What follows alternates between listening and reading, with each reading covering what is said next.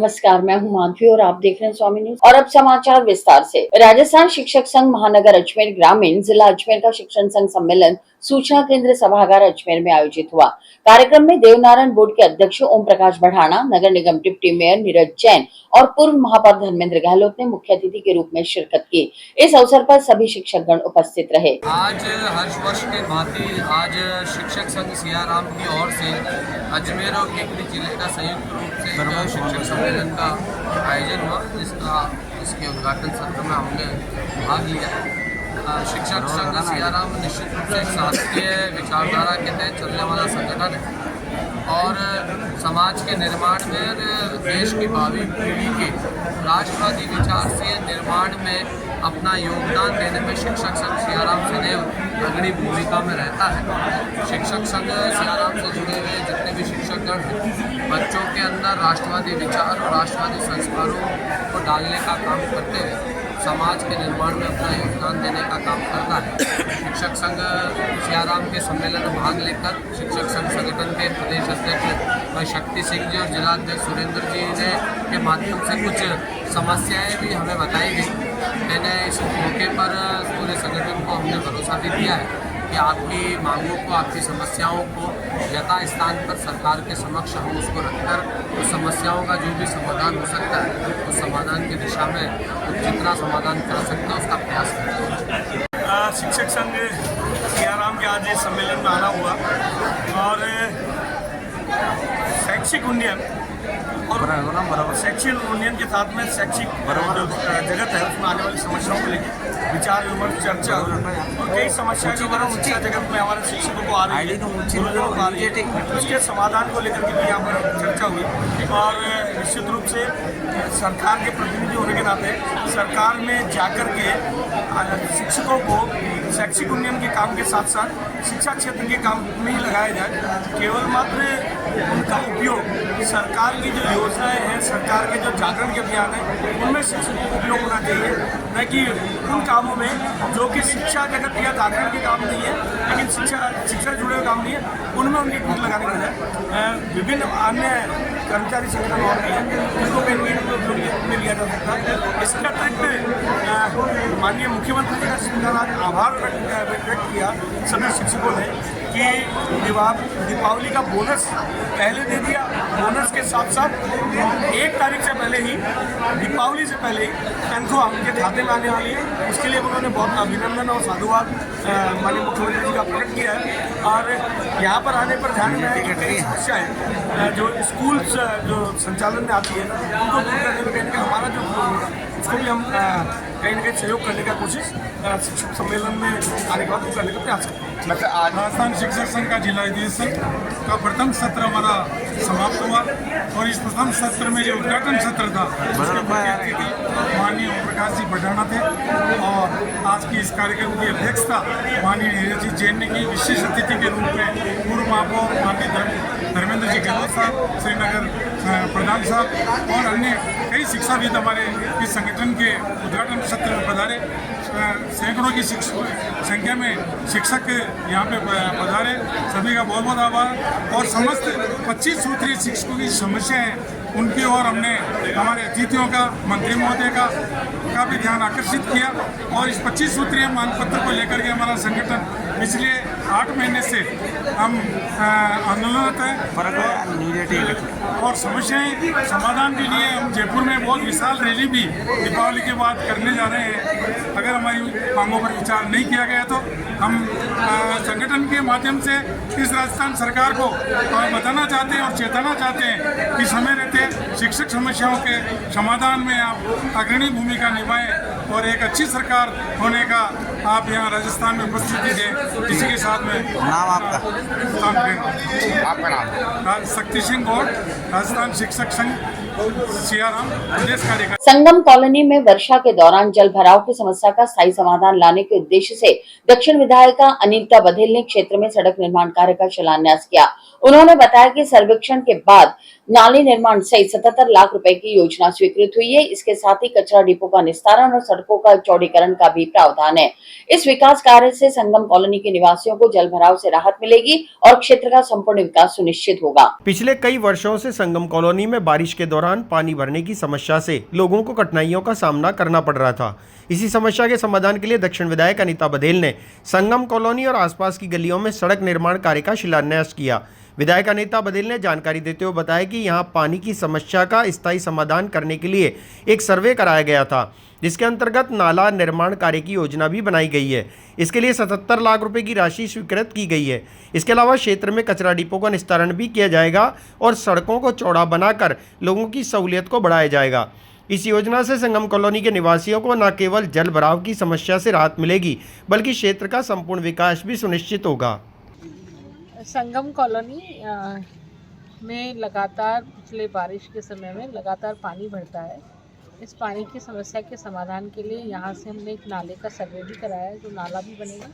साथ ही साथ में संगम कॉलोनी और उसके आसपास की गलियों में जो सड़क खराब हुई है पानी के भराव के कारण से, तो पूरे वॉल टू वॉल चौड़ी करके कचरा डिपो का निस्तारण करते हुए ये सड़क बनाई जाएगी। 77 लाख रुपए सड़क पर खर्च होगा। आज एक बुजुर्ग महिला पुलिस अधीक्षक के समक्ष उपस्थित हुई और बहू बेटे के खिलाफ शिकायत दर्ज कराई। महिला ने बताया कि बेटे बहू द्वारा उसके साथ मारपीट की जाती है और उसे मानसिक और शारीरिक रूप से परेशान किया जा रहा है।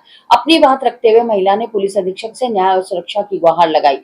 महिला ने यह भी बताया कि जब उसकी बेटियां उससे मिलने घर आती हैं, तब बहू बेटे द्वारा उन्हें भी प्रताड़ित किया जाता है। महिला ने पुलिस अधीक्षक से अपने और अपनी बेटियों के लिए न्याय और सुरक्षा की मांग की है। आज मेरी समस्या ये है कि मेरे ऊपर कमरा है, मेरे को धूप छाया में चढ़ना नहीं देते। मेरे कमरे में ताला तोड़ के मेरा सामान निकाला गया है और मेरे का कमरा का कब्जा कर लिया। मैं क्या करूँ, ऊपर छत पर नहीं जाना देते। मेरे कमरा है वो बेटा, वो मेरा बेटा दिलीप है, वो सुनता है, उसकी लुगाई है।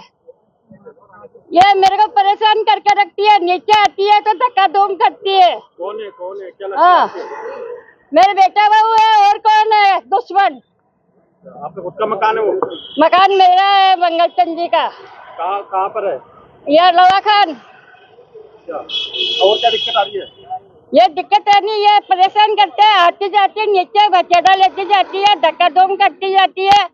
हमारे बच्चे को परेशान कर रखा है। हमारी बहन बेटी आती है तो छत पर नहीं चढ़ने देती है, छत पर ढाटोड़ा कर लाठे लेकर खड़ा हो जाता है। कौन करता है? आपकी बहू करती है क्या? वो मेरी बहू बेटा दोनों मिलकर करते हैं। इसकी शिकायत करेगी आपने थाने पे? पहले थाना में शिकायत करी 3 साल पहले, कोई सुनाई नहीं करी है मेरी। ये मेरी सुनाई करी जाए। आपके पति क्या करते हैं? मेरे पति का नाम मंगलचंद, मैं चंदा देवी हूँ। क्या करते हैं? अच्छा, पति का है? पति तो राम जी के गया, 4 साल हो गया उसको। वो जब से पति ये जब से ये बहू रांधरी है मेरे को, बस नहीं बिजली नल का पैसा देता है, वो फोकट में दे रहा है, न माँ को संभाल करता है। बहन बेटी आते तो धक्का धूम करती है, लड़ाई करती है। आप नहीं रहते हो? मैं बड़ा बेटा के पास रहती हूँ, मनोज बेटा के पास। क्या चाहते हो आप? मेरी बहुत दारू दिक्कत बहुत समझना करता है। आप क्या चाहते हो? हाँ, क्या चाहते हो आप? मैं उसको घर से बाहर निकालना चाहती हूँ, घर से धक्का करती हूँ उसको। ऐसा बेटा मेरे को नहीं चाहिए। जो लुगाई की शिकायत में चले, लुगाई के साथ मिलकर मेरे को मारते हैं, कूटते हैं। मेरी बहन बेटी को ऊपर नहीं चढ़ने देते। बहन बेटी कहाँ जाएगी? नाम बताओ आपका। मेरा नाम चांद। कहाँ रहते हो? लवा खान। कुछ नहीं सर, वो ये मम्मी को बहुत परेशान करते हैं। हम आते तो हमें भी छत पे नहीं जाते रहते। ऊपर का गेट भी बंद कर रखा और ऊपर हमारा एक कमरा था, उसका भी हमने लॉक लगा रखा था, उसका लॉक तोड़ दिया गया। वहाँ पे पैसे और ज्वेलरी पड़ी थी, वो भी निकाल दी गई है और हमें कुछ भी पता नहीं है वो कब उन्होंने किया, क्योंकि हमें छत पे जाने ही नहीं दे रहे हैं। ऊपर 3 साल से लॉक लगा रखा। हमें जैसे हम जाना चाहते हैं धक्का मुक्की करके लड़ाई करके, मतलब हमेशा तैयार रेडी रहते हैं कि वो ऊपर आए और हम कुछ करें। आज हमें छत देखे हुए और हमारा रूम देखे हुए 4 साल हो गए। हम ना ऊपर गए ना हमने देखा। कल हमने देखा, बाई चांस ऊपर जाना हुआ तब देखा कि लोग टूटा हुआ है और कुछ भी नहीं सामान उसके अंदर। जब जाके आज हम यहाँ पे अपनी अपील लेके आए हैं। वो हमारे भैया है छोटे, दिलीप, और उनकी वाइफ है सुनीता। टेम्पो चलाते हैं सर वो। अब आप भी कुछ करो। शिकायत लिखा थी सर हमने अभी वहाँ पे, अब यहाँ पे आए हैं सर। हाँ सर, अब आए हैं यहाँ। अजमेर के जिलन अस्पताल में चोरी की घटनाएं थमने का नाम नहीं ले रही। आए दिन मरीजों और उसके परिजनों की कीमती वस्तुओं के चोरी होने की खबरें सामने आ रही हैं। इसी कड़ी में प्रहलाद राम अपने ताऊ जी की तबीयत का हाल जानने के लिए अस्पताल आए। अस्पताल परिसर में उनका लैपटॉप और कई महत्वपूर्ण दस्तावेज चोरी हो गए। इस संबंध में प्रहलाद राम ने कोतवाली थाने में अज्ञात चोर के खिलाफ मुकदमा दर्ज कराया। पुलिस मामले की जांच कर रही है। 23 तारीख को परिवादी श्री प्रहलाद राम पुत्र मोतीराम जाति जाट निवासी खिमताना पुलिस थाना डेगाना जो अपने ताऊजी भर्ती से उसके जलन में तो उनसे मिलने के लिए ये आया था। जो अपने साथ लैपटॉप उसमें कुछ जरूरी कागजात थे जो रखे थे, जो अज्ञात चोर उसको चोरी करके लेके आया। दादा कौन सी कंपनी का था और कहाँ मिलने आया था? ये डेल कंपनी का था लैपटॉप और ये हॉस्पिटल जलन में मिलने आया था ताऊजी से। वहाँ से उठा के लेके चला गया। उसमें कुछ कागजात भी थे जिसकी तफ्तीश की जा रही है, जांच की जा रही है। कहाँ का रहने वाला है ये परिवादी है खिमताना पुलिस थाना डेगाना, वहाँ का रहने वाला। तो कैमरे वगैरह में भी कोई फुटेज वगैरह संभाले उसमें? कैमरे में हम देख रहे हैं, कैमरे दिखा रहे हैं, टीम लग रही है। अब जैसे भी जांच सामने आएगी तो पता पड़ेगा। भाई कैमरे दिखा रहे हैं। ये घटना है 23 तारीख का शाम का करीबन 6 और 7 के बीच की आसपास की है। जी। अच्छा, अस्पताल में जो ऐसे परिजन मिलना आते हैं क्योंकि आए दिन मोबाइल चोरी वगैरह की घटना होती है, उनको क्या कहना चाहोगे आप? कैसे सतर्क रहें? मतलब उनको सतर्क के अपना सामान का ध्यान रखें, अपने साथ रखें। ये चाय जहाँ सामान रख देते हैं, बाहर के लोग आते हैं जो जानते नहीं है, गांव के आदमी है, तो उनको समझाइश भी करते हैं इसमें भाई आप सामान है जो अपने साथ रखें, जरूरी सामान के पास रखें, किसी के विश्वास में करके नहीं रखें। अब हॉस्पिटल है, हर आदमी आता रहता है। तो ये आपका सुखपाल सिंह ऐसा ही। मध्य प्रदेश की एक महिला ने अजमेर के जलन अस्पताल में बच्चे को जन्म दिया। महिला को जनाना अस्पताल की जानकारी न होने के कारण वह वहां नहीं जा सकी और सीधे जलन अस्पताल पहुंच गई, जहां डॉक्टरों ने तत्काल सहायता प्रदान कर सुरक्षित डिलीवरी कराई। जच्चा और बच्चा दोनों स्वस्थ हैं। क्या हालात हैं महिला के और क्या हुआ? देखिए, कैजुअलिटी के बाहर एक एमपी से महिला आई है जिसका नाम ललिता है और उनको पता नहीं था कि जनाना अस्पताल कहाँ है। तो यहाँ पे जब अस्पताल में आई तो हमने एक बार पीवी करके चेक किया क्योंकि ये लेडी प्रेग्नेंट थी, तो बच्चे का मुंह बाहर आ चुका था, तो उसको अर्जेंटली यहीं पर डिलीवर कराना पड़ा। हमने उससे पहले जनाना अस्पताल के अंदर कॉल भेज दिया था, जो ऑब्स गायनी वाले डॉक्टर साहब होते हैं उनको, और बच्चों वाले डॉक्टर साहब को हमने हाथों हाथ बुला लिया था। नॉर्मल डिलीवरी हो गई है, अभी जच्चा बच्चा दोनों स्वस्थ। अब क्या रहने वाला है आगे? जी, अब आगे क्या रहने वाला है इसमें? अभी हम यहाँ से पेशेंट को जनाना भेजेंगे और बच्चे को अगर ज़रूरत होगी तो पीडियाट्रिक NICU के अंदर एडमिट करो। दोनों ठीक है? दोनों ठीक है। बेबी हुआ है? हाँ जी, फीमेल हुई। आपका नाम? डॉक्टर मनीष कुमार। अजमेर राजस्थान लोक सेवा आयोग की 2nd ग्रेड अध्यापक भर्ती परीक्षा में नियुक्ति के नाम पर टीचर से ठगी का मामला सामने आया है। आरोपी ने RPSC में अधिकारी से पहचान का दावा कर 38.87 लाख रुपए ठग लिए। नौकरी दिलाने के नाम पर आरोपी ने पीड़ित से 8 लाख की मांग की थी, जिसके बाद पीड़ित ने अपने रिश्तेदारों के साथ मिलकर पैसे ट्रांसफर किए। फिलहाल आरोपी फोन बंद कर फरार है।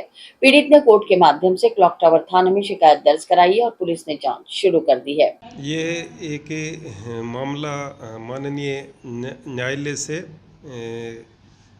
जांच हेतु प्राप्त हुआ है, जिसके संबंध में परिवादी श्री नरेंद्र पाल कोडिया पुत्र श्री मूलचंद जाति रेगर निवासी मल्लूसर रोड अजमेर ने ये भानु प्रताप सिंह पुत्र श्री रेवेंद्र सिंह निवासी ये है मीरसा अली जयपुर रोड अजमेर के विरुद्ध दर्ज कराया, जिसमें इसने आरोप लगाए हैं कि भाई भानु प्रताप ने मुझे 2nd ग्रेड जो टीचर की भर्ती है उसमें भर्ती करवाने के नाम पे कहा कि जो वेटिंग लिस्ट आएगी मैं उसमें तुम्हारा सिलेक्शन करा दूंगा और मेरी राजस्थान लोक सेवा आयोग में अच्छी जान पहचान है, और इस प्रकार मुझे झांसे में लेकर के फ़ोन पे वे नगद के रूप में मेरे से लगभग 38 लाख रुपए की मेरे साथ धोखाधड़ी की है। इस संबंध में प्रकरण दर्ज करके अनुसंधान किया जा रहा है। और इसी के साथ ही समाचार बुलेटिन नहीं समाप्त होते। मुझे दीजिए इजाजत, देखते रहें स्वामी न्यूज़।